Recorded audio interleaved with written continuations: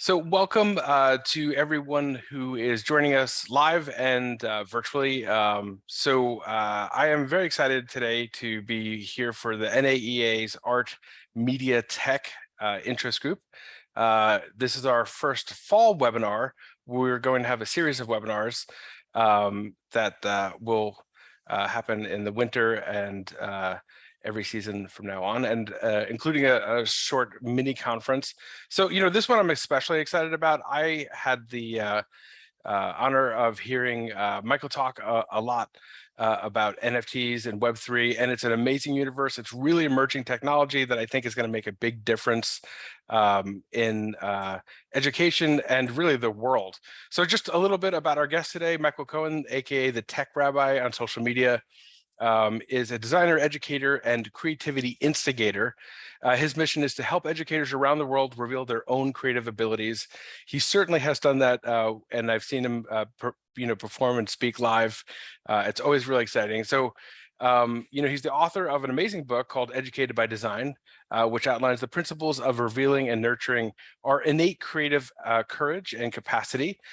He's a national keynote speaker, advisor, trainer, and when he's not traveling the world, he's sharing his message. He serves as the Director of Innovation for the Hebrew Academy in Miami, where he leads STEAM and entrepreneurship initiatives.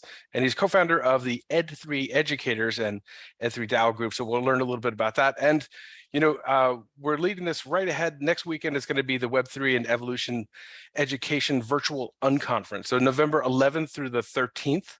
And we'll learn a little bit more about that and a couple of exciting surprises as well. So without any ado, I'll hand it off to you, Michael.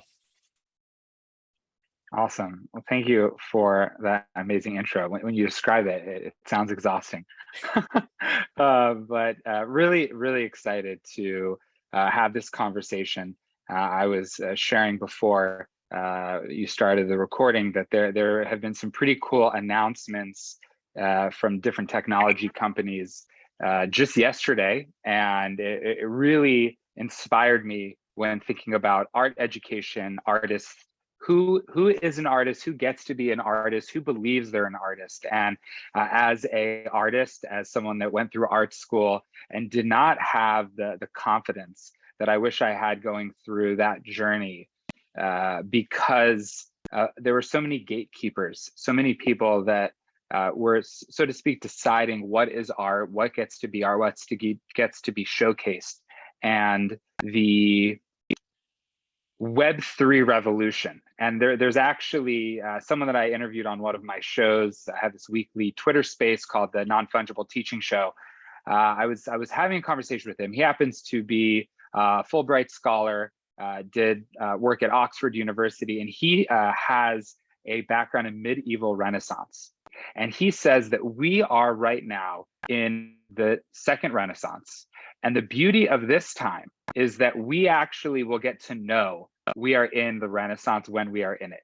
And you have seen so many artists, especially young people, and even more so in countries that might not be, so to speak, a hotbed for discovery of art and artistry.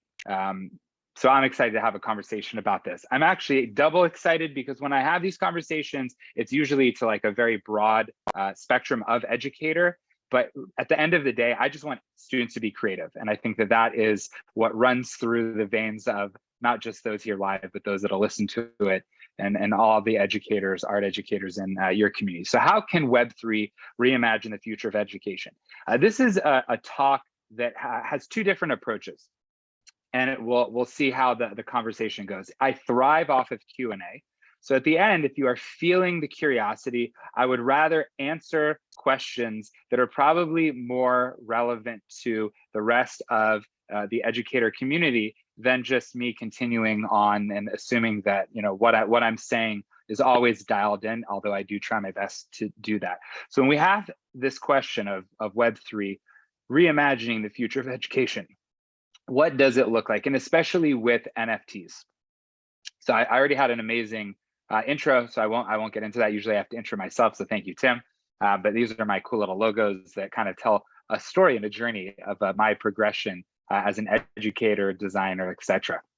So first, I just wanted to talk a little bit about Web3, because this is a word that you might be familiar with, you might not, but it is a way of defining the third generation of the internet. The first generation, mid 90s to early 2000s, it was a static web experience. If you knew how to write HTML and CSS, you might have been able to create your own website, or maybe you discovered GeoCities or LiveJournal or one of these different platforms that allowed for us to create. But in the beginning, it was just static, and it was really locked off and limited to most individuals, at least like regular people. And then you saw things like I just mentioned, then you had MySpace, and you had this empowerment of community creation and curation. And I was just listening to a really interesting conversation around Instagram, that Instagram was originally designed for artists, for creators to showcase their work, kind of like Behance ended up becoming, showcase the work, but be community centric. And while that is an element of Instagram, if you use the features the right way, we know that Instagram is very much not really known for that specific area. It is used in other ways to showcase the visual world around us by creators, but it did allow for that creation. So we had our podcasting, blogging, message boards, different things that have turned into what we know today. When you say social media, the internet, those are really synonymous, interchangeable. The challenge is that we don't own what it is that we create. And not only that, but these companies are profiting very well off of what we create. And there was actually a famous outcry probably about 4 or 5 years ago where Instagram silently, and I'm not, this is not an attack on Instagram for today. In fact, I'm going to share some really cool news about Instagram later in the talk. But Instagram quietly updated their terms of service to say that any photograph that is uploaded, we have full commercial right to use. And people discovered that. They were not very happy, and they backtracked on that. But the idea is that they do have the ability to own your content. They profit off of it, and they control it because they could decide to algorithmically push you to the side, or you could wake up one morning and your account has been shut down for any one reason. Web3 came along and said, we love the community aspect, we love the creator aspect, but what if we could also have an ownership aspect? What if we could create technology that would allow for people to make money off of the hard work that they do creating in the world, and not just in a digital sense, but in any which way that we create, but using the internet to showcase that. What has happened after the scale of blockchain, which I'm sure we've heard that word, cryptocurrency like Bitcoin and Ethereum, which I'm sure as well we've heard those words, the latest sort of iteration and real technological breakthrough is this word NFT, which we're going to get into. And this NFT power and empowerment, where it allows for artists to not just get paid for the work that they create, but to continue to get paid for the work. And the royalty mechanism that I'll discuss in just a few moments is really the incredible breakthrough. So what is a NFT? This is an NFT, but what is an NFT? So NFT is, there's a branding problem with technological like crypto nerds. They name stuff in weird ways that people are just like, when was the last time you used the word fungible outside of Wordly Wise, or today in 2021, 2022 now? Like basically you look at the word NFT, no one knew what it was until about January of last year. But non-fungible tokens allow for verifying authenticity, ownership, and access. And art is the primary focus of these tokens. So the token doesn't have to have art. It could just literally be a white box with some sort of code attached. But for whatever reason, there is this movement of artists being at the forefront of this technological revolution. And when you look at the first Renaissance, the same thing happened. Art was driving along and really impacting this movement of literacy, technological innovation, financial opportunities, etc. So this acronym, as I said, it basically allows for people to showcase their connection, showcase their participation, and also get access to cool opportunities. But I think the word NFT is on maybe on the end of trending, because about 2 weeks ago, Reddit, which if you're not familiar with Reddit, it's a very popular message board, sort of community-driven platform. And they launched their own NFT. They onboarded millions of people, many that thought the word NFT and NFTs themselves were kind of a joke, but they called them digital assets. And I was like, God, I like that word. That word just kind of rolls off the tongue a little bit better.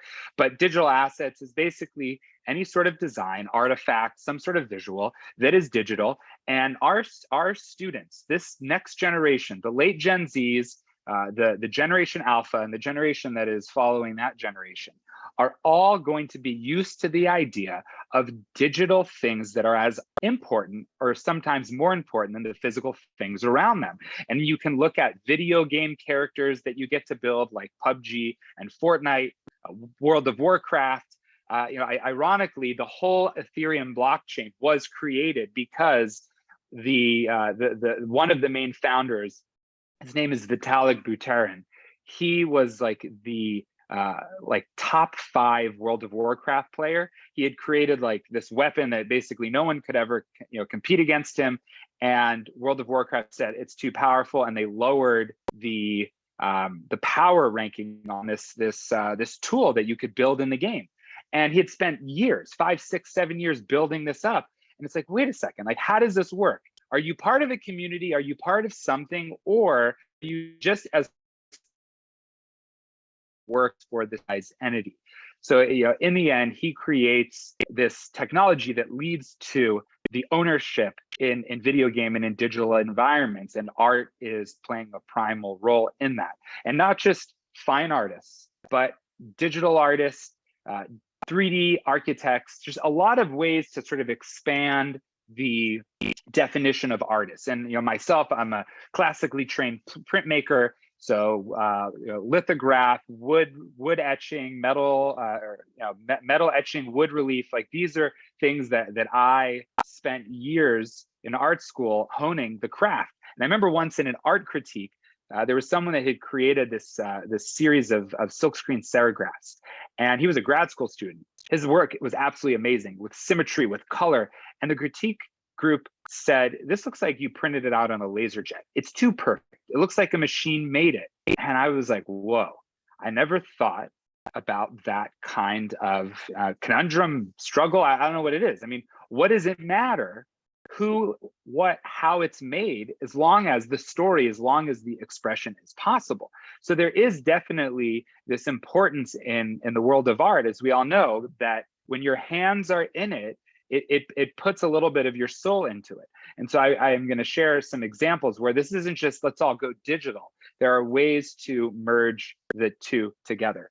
So the ethos of NFTs, I think this is important because artists have opportunities to not just focus on the art, but focus on the other elements that create amazing digital community, amazing digital connection, even though it starts with the art. And if you look at anything, I mean, I have NFTs that unfortunately I spent, multiple pennies, multiple dollars on, that are now worth zero or close to zero.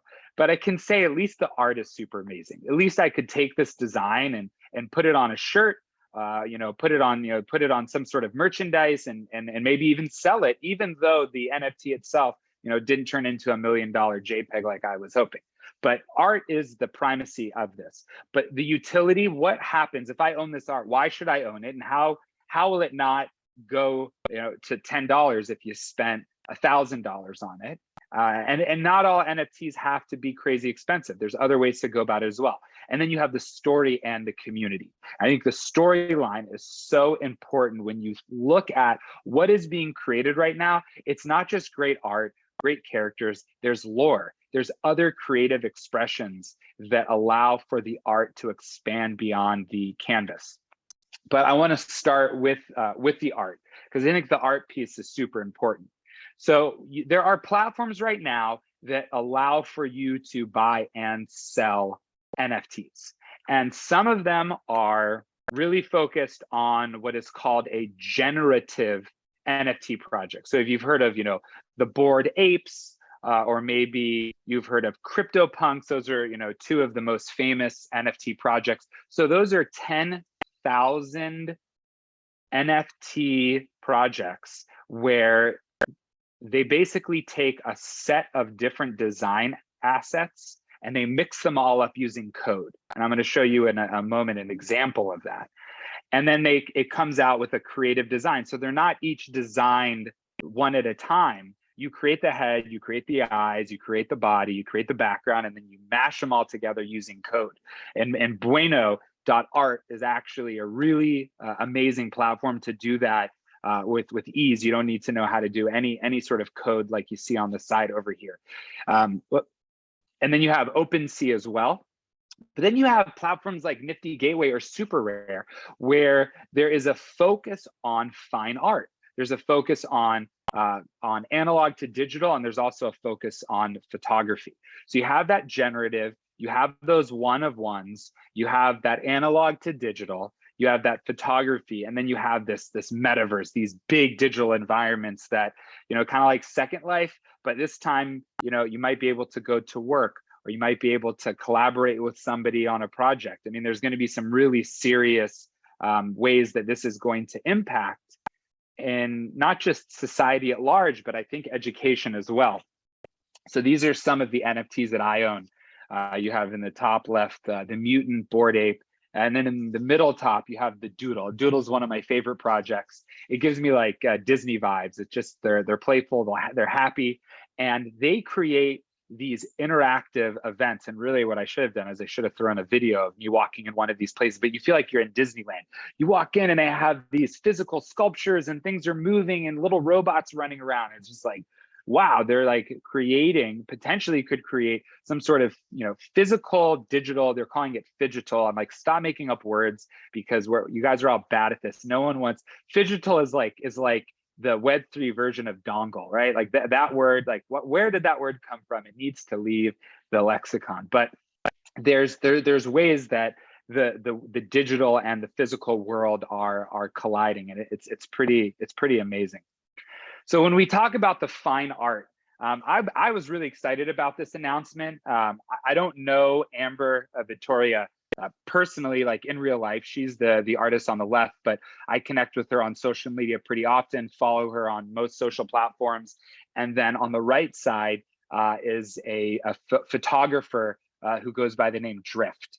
So the challenge right now when we talk about NFTs and artists and art students and art education is we're very early. It's very early for the world, and we know that education lags a little bit behind reality. But I think art education always has a chance to experiment, which is, once again, one of the reasons I'm excited about this. But yesterday, Instagram announced that they were integrating NFTs into their platform, turning their platform into an NFT marketplace. It's not open yet to the public, but these are two artists that get to be part of the beta.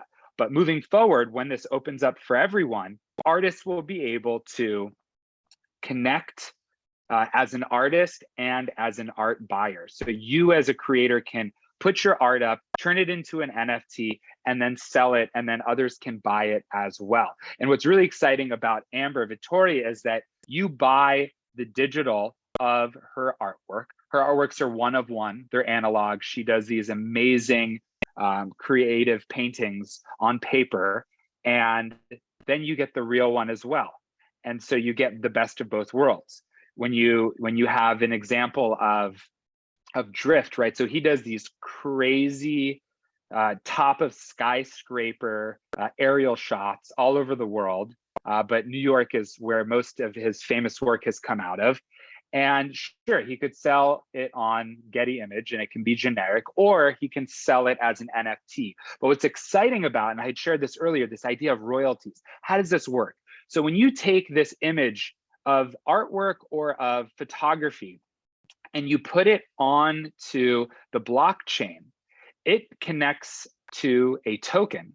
And anytime this token is traded, bought by someone else, there is an automatic mechanism inside the blockchain contract that gives this artist royalties. So in the beginning, Drift was probably not selling his art for much. He's trying to become well known. And then he puts 3, 4, 5, 6, 7, 10 years into it. He's now a successful artist. And people are not only buying and selling his new artwork, they're now selling the old, and we know that the old is going to become more valuable because, oh, that's more rare, etc. And so there could be, a 10% royalty mechanism to allow that artist to continue to profit off of the desire of his or her art. And I just think that that is something that is super amazing.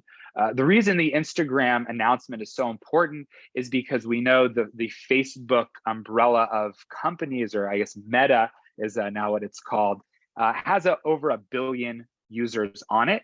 And this is going to make the technology more mainstream. Things like Starbucks. We want to get the NFT technology in a way that we don't even know we're using it. But at the same time, we want to find these new opportunities to support our artists in this renaissance, these new opportunities to get noticed and build a community around your artwork and really make a living. And not just make a living selling your art, but your art could be used in these different projects where the project is about something much bigger than just art, but the art drives it. The art creates the identity where you want to be associated with these different digital communities and different digital clubs. And so that utility piece is what makes these projects so powerful, but it is the art that gets you to even want to check it out in the first place. So whether it's on Twitter, now on Instagram, whether it's in other different social platform contexts like Reddit, which just sort of came out of nowhere. There was literally a Reddit group making fun of NFTs, and then here we are. So these types of things are moving. But what was very cool about the Reddit example is that the Reddit, because NFTs already sort of established themselves as supporting artists, they went in and they found artists that were in the different subreddits for art, and just plucked them out, sponsored them, and pushed their NFT art to the entire platform. They sold out in seconds, and this is really a life-changing moment for an artist that I know myself as a graduate of art school. I only had one child at the time, now I have 4. But before I segued into education, I was having art shows in LA and in New York, really trying to make it. My kid can't eat paint, so how do I do this? And there was sort of like a snub against printmakers. And I wasn't a painter, and I was getting snubbed by these galleries because my artwork was not one of a kind. It was iterative, edition based, and it was very hard for me as a young artist to try to make sense of that. And if I only had these types of opportunities, but I'm grateful because now I'm getting to hang out with cool, awesome people like you and those that are listening to the recording after. So I ended up in education, and it was a really cool segue. And now I get to merge the two together. So that story piece of it, it's not enough to just make great artwork. The artwork has to spark curiosity, has to spark uniqueness. It has to create that emotional connection and also identity.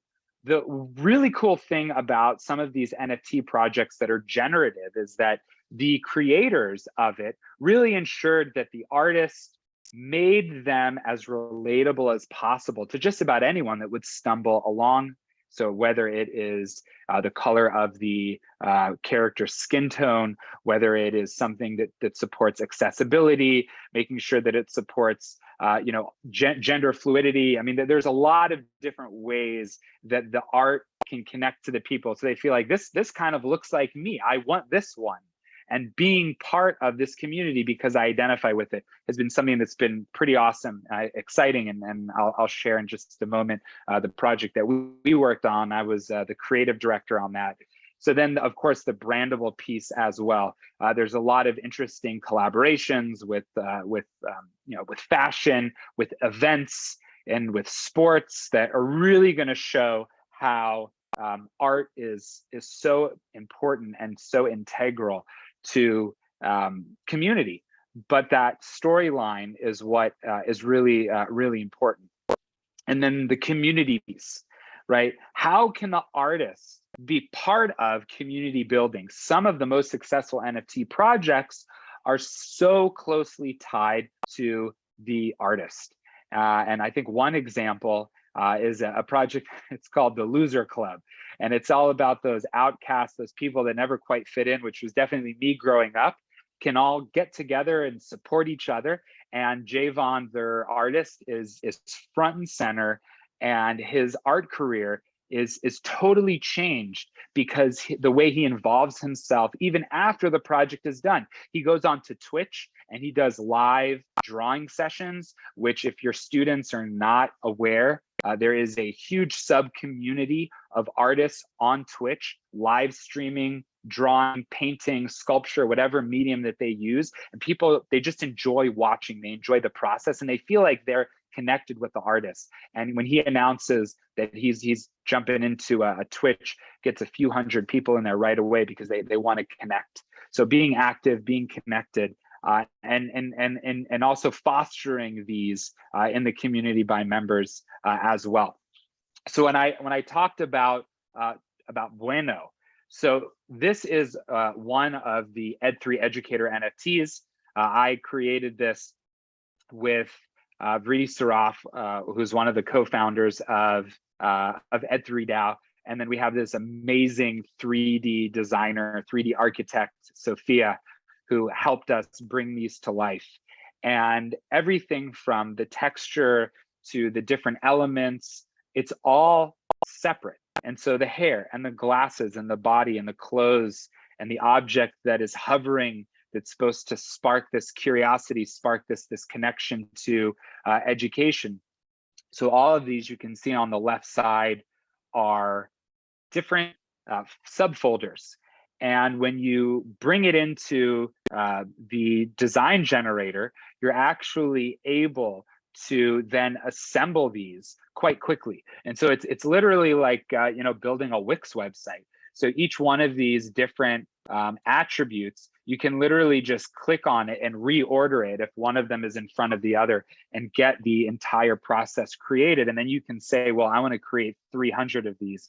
And then bam, there they are created. And you can regenerate them or move things or adjust things. And it's just a pretty amazing way to construct art, and definitely something that I've worked with students using Photoshop, but I also have students on the iPad that use Procreate. And the only real preparation for this type of process is making sure that they're prepared to create the design in layers. I had a student create this amazing Medusa type woman's head with just these amazing snakes shooting off his hair.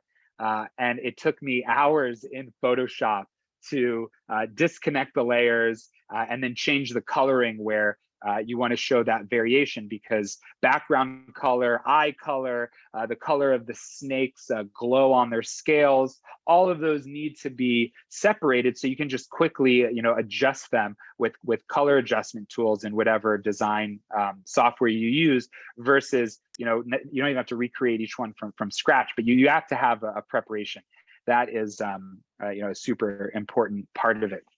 I just wanted to share a little bit about what went into this NFT, because this NFT is something that's really exciting. We talked about the utility, we talked about the art, we talked about the community. Well, here is an example of a Web3 project for educators by educators. So 60% of educators across the K-20 space, across the world, identify as female. So majority of our designs for this NFT project are female. The idea of a chaotic background, but a really calm and focused and hopefully joyful looking educator. So the backgrounds are complex and chaotic because that's the world we live in. You never know what you're getting the next day. And then being adaptable. how do we adapt to our surroundings so we make sure we're focused on what's most important, which is our students? So how the clothing that they wear sort of camouflages into the background, and then the magic, the curiosity, the wonder in the objects that they're holding, but not quite holding on to. It's kind of hovering. And so there's a lot of different layers that went into this, and this was all intentionally designed as a storyline. Well, these NFTs you can showcase as your profile picture on social media. You can showcase on your website. You can print it out as a shirt and showcase that you are part of this community. But it gets you access to Web3 certification course. It gets you access to our conference next week. And it also gets you access to our DAO. A DAO is another Web3 type term. A DAO is a decentralized, autonomous organization, which is supposed to be a design of a community where there is technology in place to allow for voting, for governance, for financial decisions, all to be made without a centralized entity controlling and deciding and pushing whatever agenda those individuals believe is the right path. It's very much community oriented. So we have this community of thousands of educators that are in art educators, English educators, higher ed professors, whichever and whatever type of educator, there is an educator that is in this community. And we created this NFT to be able to represent all educators in a really cool way. So I just wanted to pause the slideshow for a second. I just wanted to bring us into this this Bueno environment, because it's pretty crazy. We did not use Bueno. We built ours from scratch with a developer. So it's definitely like a crazy challenging type thing. But if you would use this, so I'm a big fan of the 3D glasses, but you can see how each one of these properties is generated, and the percentage of rarity, how often does it show up, whether it's the map or it's the background or it's the skin tone or the glasses that they're wearing. But it's just a really, really wild way to create digital designs, and you can go in here and you can change the token amount and manage a bunch of different settings. But it's incredibly simple to do, and something that is just worth experimenting. It's totally free. You can create a free crypto wallet like MetaMask. You don't have to put in any crypto, but it's just used as a way to actually save the this file. So I haven't opened up this file since we launched the project in June, and then I presented this this story at ISTE, but it saves it inside my wallet, even though I didn't launch the project yet. I also wanted to show the site, because I want to be able to show you more about this this community here that we're building, and exactly what we're here we go, what we're designing. So the NFT, the conference as well, that's next week. It's next week in a metaverse environment. It's pretty incredible, all designed by our architects, and you have your little avatar, you get to move around.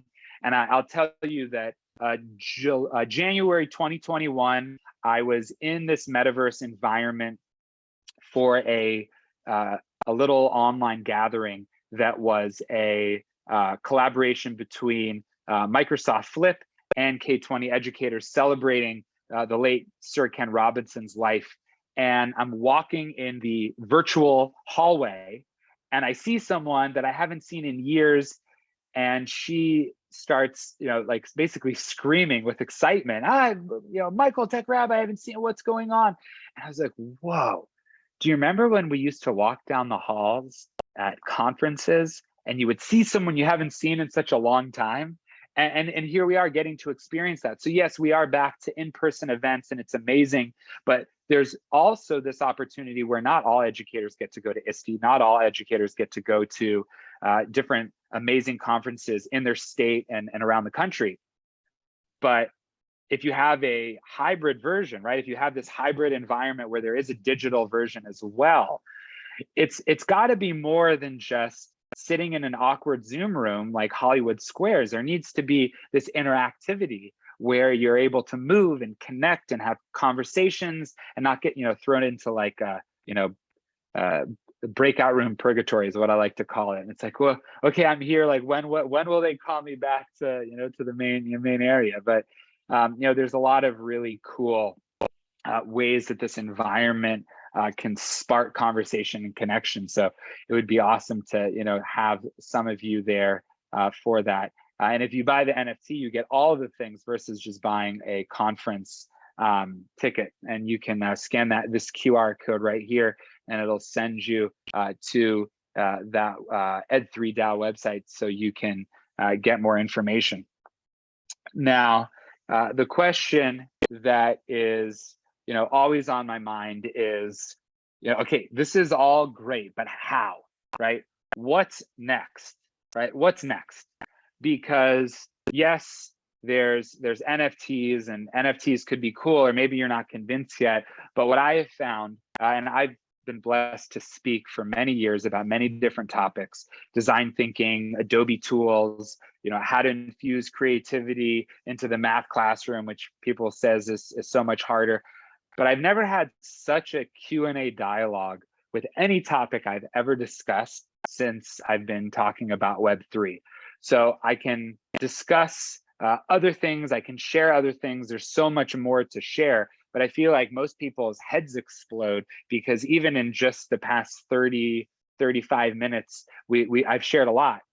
So I want to open it up for some Q&A because your question could answer 10 questions of someone else that's here live or listening to the recording. And I've seen that happen in other webinars as well as in real life. So I want to, Tim, open it up. If you have questions, anyone that's in the audience, I'd love to, chat for a little bit, or we can get into some other, other elements of this tech.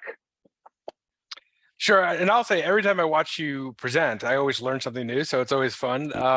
One question that I certainly always had is like, I'm really interested in NFTs, but then when you actually go to try to purchase one, there's a couple of steps that you need to have. Could you just walk us through like what it would be like to purchase one? Because you need to have, the right wallet and some of those aspects. It's a great question, and it's one that I'm excited that the simplification of it is, for the most part here, it's our NFT you can buy with a credit card, which is really important because, as you just mentioned, if you would go the traditional route prior to something like that being launched, you would have to go onto Coinbase and buy some Ethereum crypto. And then you would have to wait for 5 days for that to clear your bank. And then you would send it to your MetaMask wallet, which is basically the most famous. And I'll share my screen here so that you can get a visual for this. So MetaMask is the most mainstream NFT compatible wallet. And you would send your crypto here, or you could buy crypto on MetaMask directly, but it's a little bit more complicated. And then you go to buy your NFT and it's going to tell you insufficient funds because there is a fee for the NFT processing on the blockchain. So when you look at your NFT on whatever website you're looking at, you're like, okay, this is how much it costs. Well, if you don't account for the fee, it could be like $3 short. So then you got to go back to Coinbase and buy more crypto and wait 5 days. So it's absolutely crazy. But that is changing, and past 2 months, we've seen some pretty amazing advances. Instagram's launch, that's going to be buyable through Instagram directly. Same with Reddit, and Visa is collaborating with different blockchain blockchain communities. They're not really companies because they're decentralized, to make this a simpler process, because actually right now for most credit cards, it will block you from buying crypto. So you have to use a debit card. As if I made the answer to your question any more simple. I know I did not, but having a MetaMask wallet is pretty powerful. And like I said, if you download that on your mobile device, or you can download it as a Chrome extension, you are able to buy crypto through it. It's just a little bit more of a challenge setting that up. And then you go to a place like OpenSea and you buy. But with our NFT, which, if that's the first NFT people buy, then I'm excited. You can mint with a credit card. And so when you mint with a credit card, it actually will use this platform called NFT Pay, totally secure. And when you buy the NFT, it will actually hold the NFT for you until you create your own MetaMask wallet. And then when you create that wallet, you're able to then transfer it without any fee, because they include all of the fees in with the initial purchase. So that is a super simple process for people to get their first NFT. That's actually great. It's good to see that it's like moving in that direction for sure. So I'll open it up to questions that anyone else has. All questions are good questions. All questions are fun. And I promise you there are no dumb questions. I promise.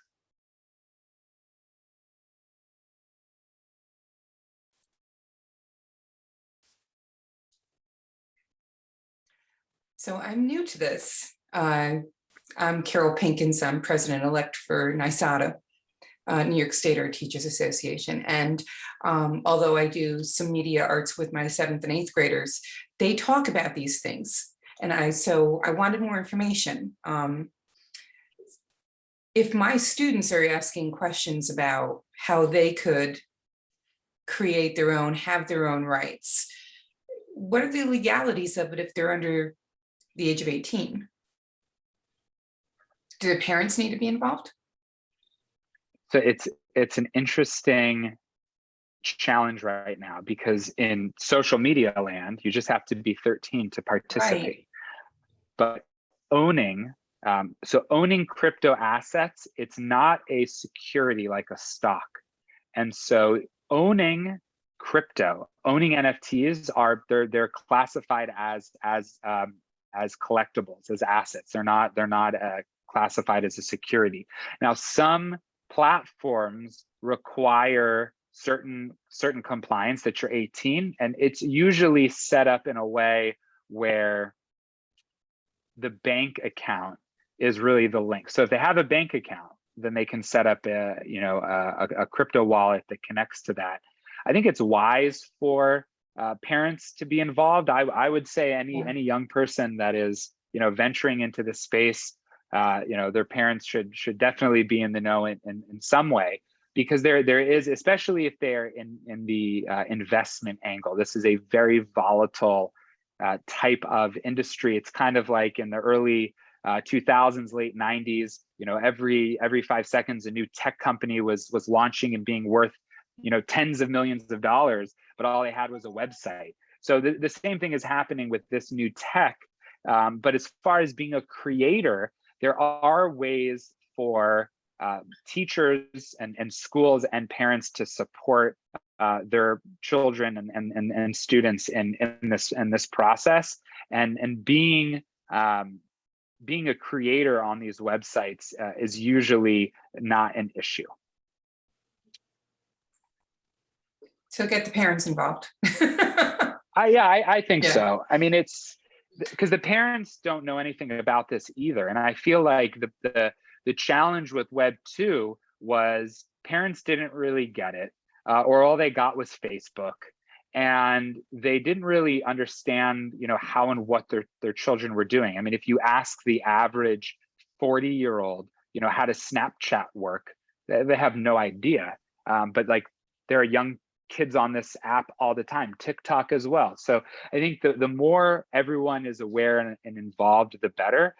But I think this is a moment where we need to figure out whatever we can do to safely and securely empower our young artists to make a career and make money, and not say, well, I got to go to college and then like there's this magic lever that gets pulled and you get to now you get to make money. There are ways that this can happen now. Thank you. So I'll read Joanna's question. She said, there looks like a lot of video game art and Japanese-inspired anime art and clip art. Is there an art you could buy with NFTs that's different, similar to, say, David Hockney type artwork, which I believe there's quite a bit of that, right? Yeah, I love that question. I think that super rare probably is a good destination for that. OpenSea, for the most part, it's these whether it's anime or just cartoon-esque type designs is definitely the style. But super rare, Magic Eden, and Rareable. And I was like, I know I was forgetting one. Rareable also has a lot of one-of-one art. And since I'm excited for the luck of the draw, I just opened up Rareable right now. I hit the Explore tab, and we're going to see, what pops up. Oh, it's very boring. No, that was that. I'm not gonna show. It's exactly what she said would be there. There is no David Hockney, but no, there is definitely some artists that are pushing the fine art envelope, mixed media. There's actually I'll show you this one right here, because this is actually a friend of mine. She's an artist in California. She actually rented me my first art studio in this art warehouse. So it might not be David Hockney, but it's also, it's more mixed media style. So she's a mixed media artist. This is an example of the work that she does. So this is analog. This also then has a digital blend to it, where she creates a little bit of disruption. But this is one example here. Let me see if I can find. She had another one that she just popped up. Yeah. Oh, here, this one right here. This is the one I was looking for. So she has this one right here. So GM is Web3 slang for good morning, which means we're early. It's early. We're early in this technological movement. So every day people will be like, GM, that's a thing. So she creates this with paper, with stitching. A lot of found objects are part of the work that she does, and then she brings it into that digital realm. Let me just see if my tabs. Did my tab change?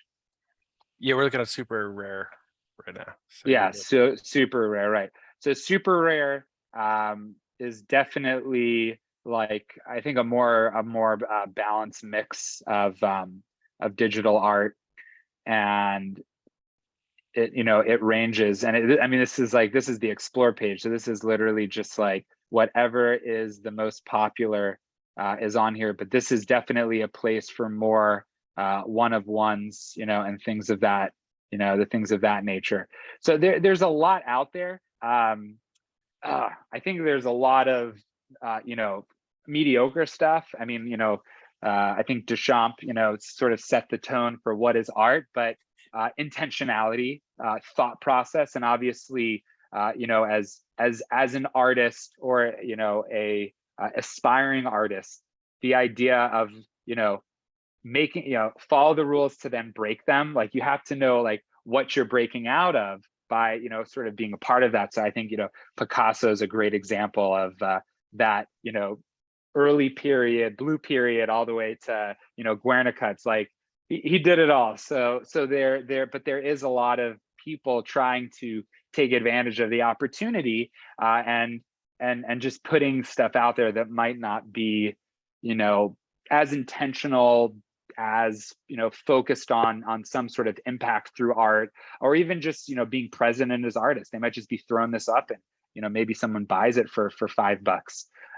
But it's there. And there's a second question there about where should we begin teaching NFTs. So I think the first thing, let me share the link to our community Discord, because I feel like that that is like a great place to start here. So let me just edit this link that it never expires. Okay, so this this link right here is to our Discord. And this is a Discord full of educators all trying to answer that question. Like, where do we begin teaching NFTs, metaverse, and anything that has a visual connection that artists are driving? So the Ed3 educator community is there. Connecting with me on Twitter, I will answer any and all questions at anytime I am awake. I'm checking my DMs, so you don't even have to tweet at me. You can just DM me. My DMs are open. But I think that's something that's pretty powerful. There's also a newsletter. If you go into the Discord and you ask for the K20 newsletter, that's a weekly newsletter about the latest and greatest in Web3. And I'm also going to be getting back into writing and really documenting this process. I'd created a couple blog articles early on. Someone asked me to write a book about Web3 and art and education. I was like, by the time we publish it, we'll be outdated. But we got to figure out like how we might do that. So someone asked another question. If one buys this art, what do you do with it? Just put it on the computer, leave it there? So there's a couple different places that it can be.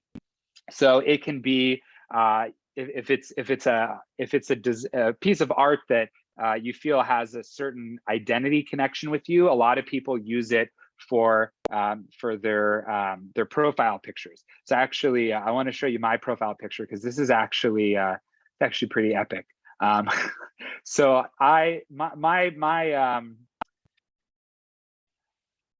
my profile picture on Twitter for many years was this little my little Tech Rabbi logo, and I love that logo. It's something that I created, and I was using a bunch of different PFPs. I was using the doodle, I was using the mutant ape, which you can see in the corner over here, and then the artist of the Loser Club project, he actually created this one of one of me, which I thought was pretty amazing. It's actually, I have a pinned tweet, Web2 me versus Web3 me. So he took this banner on my Twitter from when I keynoted ISTE a few years ago, and he created this artwork. So I mean, this is like literally my identity. And you see this background here. So then another artist came from Miami that I'm connected with, and he was like, I love your PFP. Javon made you a one of one NFT, and I'm going to change the background with my own art. So this is actually two artists blended together, which I just think is like super amazing. So that's one place that you could put it. You could put these things in other digital areas that you're connected with. I have tons of NFT t-shirts and hats and posters that I moved to Miami about a year ago, so I don't have a cool office like I used to have in LA. But when I finish building out my office, I'll be able to put artwork up again, skateboards. I mean, there's so many ways that this could be created as a physical and digital representation. But the unique thing about it is once I buy the NFT, I own that NFT. And I have certain, commercial rights to use that. So there's actually a group of Bored Ape NFT holders that created Bored Coffee Club, and the coffee packages have their Bored Apes on it. And it's a collectible piece. I mean, with other coffee that I buy, just throw the bag away. This one I'm going to keep. So there's a lot of really cool ways that this type of artwork can move into the mainstream, move into the commercial realm. And I think it's exciting for artists that there's such a need for young artists to take advantage and understand this tech, because the opportunities are going to be massive.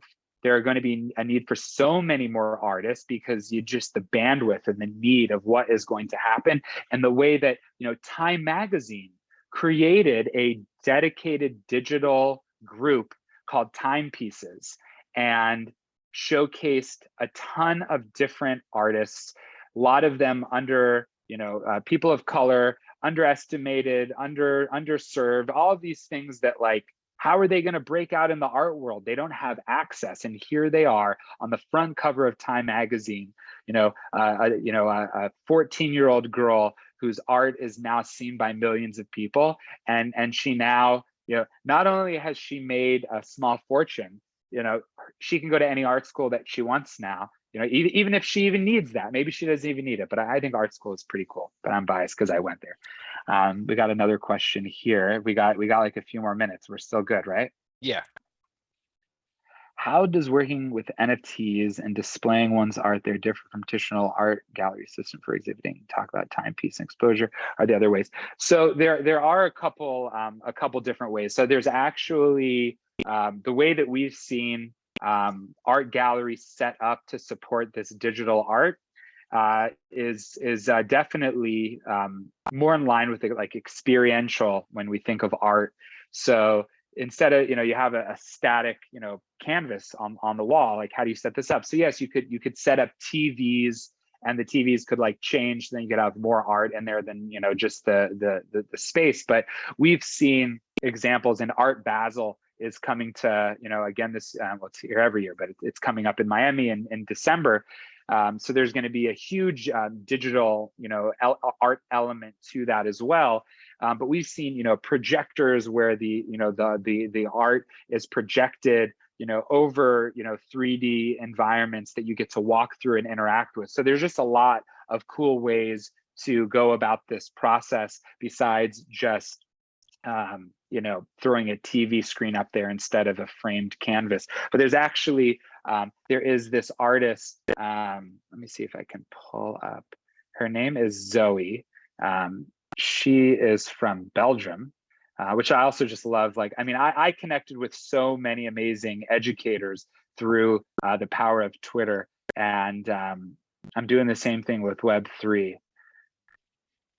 So here, awesome. Okay, I'm going to share the screen right now because she creates, she's a fashion designer, and she actually creates these handbags with a digital display, like, behind plastic built into the flap of the handbag, and then the art can change depending on what you want. But it's done in such an amazing way. So it's like, things like this are just, you know, absolutely crazy. There's just, I mean, the possibilities are endless.